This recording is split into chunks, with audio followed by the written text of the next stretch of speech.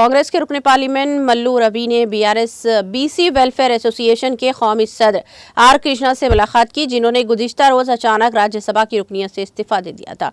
तेलंगाना से ताल्लुक रखने वाले आर कृष्णा को इस वक्त की वाईएसआर कांग्रेस हुकूमत ने राज्यसभा के लिए नामजद किया था। इसके इस्तीफे के एक दिन बाद मल्लू रवि की हैदराबाद के विद्यानगर में कृष्णा की रिहाइशगाह पर मुलाकात को अहमियत हासिल हो गई है। जराये के मुताबिक मल्लू रवि ने कृष्णा को कांग्रेस में शामिल होने की दावत दी है।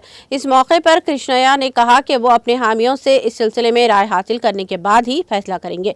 बादशाह मीडिया से बात करते हुए कृष्णैया ने कहा कि रियासत भर की बीसी एसोसिएशन की तरफ से इन पर नई पार्टी बनाने का दबाव है। उन्होंने कहा कि इन्हें 4 साल कबल बीजेपी की तरफ से पार्टी में शमूलियत की पेशकश मिली थी, तभी इन्हें बताया गया था कि इन्हें नेशनल बीसी कमीशन के चेयरमैन का ओहदा दिया जाएगा। आर कृष्णा ने कहा कि इन्हें तमाम पार्टियों में शमूलियत के दावतनामे मौसूल हुए हैं।